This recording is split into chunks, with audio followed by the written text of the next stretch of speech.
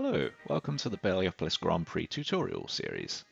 Here we are in the first level of Bellyopolis, over the top, mission 16, and as far as I can tell, this might be the best lineup, as this is what I'm going to be using, at least for the start of the Grand Prix. We've spent 50 promotion points on pigs, and we have 2 left, because the max we can enter mission 16 with is 52 promotion points. We will need to gain the survival bonus and mission complete bonus in every level. And this lineup is to get us 3 saboteurs for mission 18 and to also allow us to get 2 heroes for mission 19. Time to get into the level. Okay, first part. All I'm going to do is rotate my pig. I'm not going to move the hero at all. I'm just going to point roughly to this blob over here. This just collection of blobs. If I don't rotate enough and I'm facing more towards here, this is roughly the cutoff point for where I'm going to take a different path with my jetpack. But you have to rotate to about here before you end up on the other different path. Anything in between, roughly here and here, is fine. Just point directly to those. Next part is I'm just going to angle my jetpack up a little bit, so up here, and you should see oh, I gotta get used to my cursor. I have to point to this one.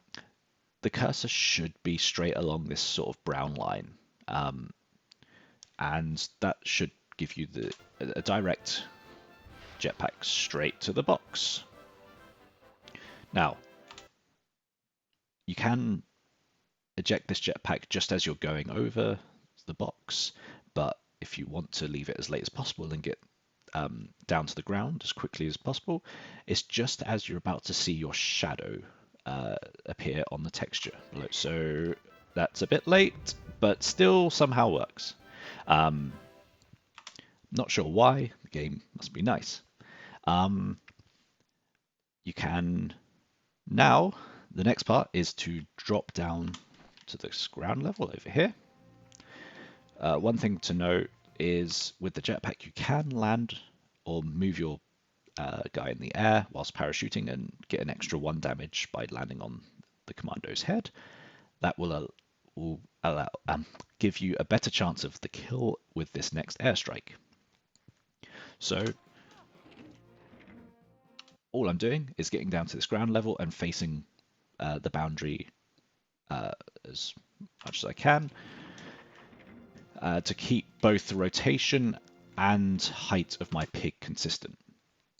So here we are with the airstrike. All I'm going to do now is, in a moment, I'm going to bring this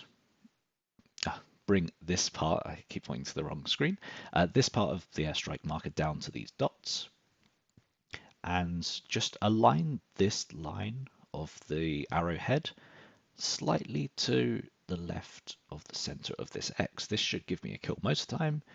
I'm not 100% sure exactly how to get this kill all the time, but we'll try our best in this tutorial at least. So that looks fine to me. Now I'm going to hold L1 and a direction so I can pan the camera to see what's about to happen. I got the kill, I got 1 extra damage there. That's fine.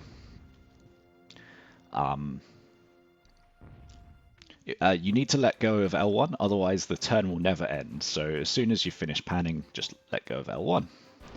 Next, the gunner sometimes shoots a bazooka really short, sometimes really far, and hits you. Now, this next step, there's a couple of different options you have here. It's going to involve placing a mine and using a super shotgun or a TNT. The TNT is slightly easier. The super shotgun is also easy, but I've found I can sometimes fail or shoot completely over the top of the pig. So here we go. I'm going to start off the super shotgun, And if I'm going with the super shotgun, I actually want to place mine on this tile. So this whole square counts as that tile for that mine. In a moment, it will sink into the ground and become embedded. So then it's time to just put my arrowhead just above this little dot, turn around this gunner, point somewhat towards where I think the corner is of close to my mine. Just get this guy slightly along this wall in a second, and he should take enough damage along the wall, then hit that mine.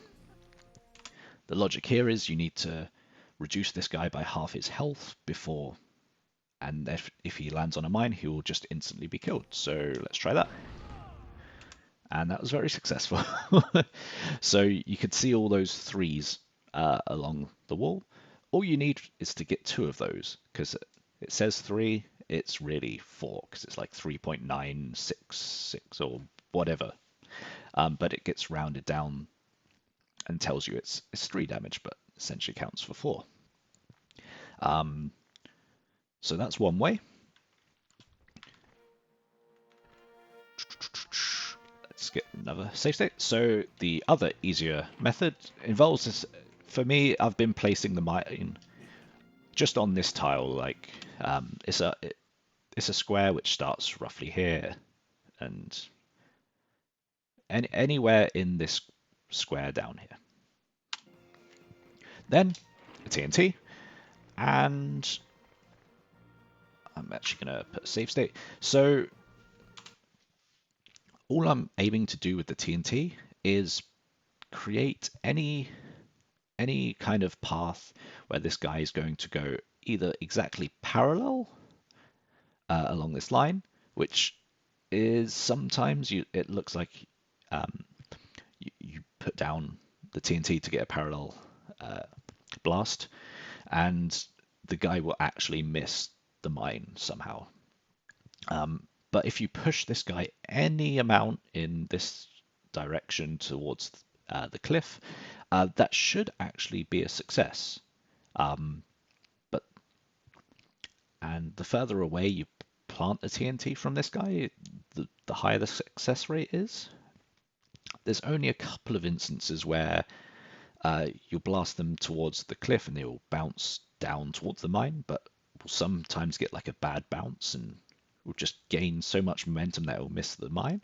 But most of the time, you put the TNT down, and it should be a success. So I'll try a few of those here. So that's giving a small angle, and should boom. Again, I'll try giving even more. Like the further up the cliff you get him, it doesn't seem to matter. You'll still, most of the time, I'll try. I wouldn't normally ever put the TNT there. I'm not sure what happens. But you can see it's a success. Now, one thing is, I'll try to put the TNT there. If it climbs up the wall too much, it will actually fail. I'm not sure if that's going to reach. See, it was a failure. But if you get the TNT just ever so slightly on the cliff, but it only jumps up a tiny bit, it should be a success. Yeah. Now, I'll try to create a more parallel, so I'll point towards this lighter texture. This can be the fastest way to get the TNT kill because it will go straight to the mine. But as you can see, it was kind of just on the edge of failing, so I'll try to get that guy. This might actually be the failure, where I've pushed him too far. Nope, it's somewhere closer. I'm not sure. That actually might be a success as well. It's kind of just beyond that site, very light. There we go. There's the failure. Um, so with with the TNT, I would just aim more for getting a greater angle.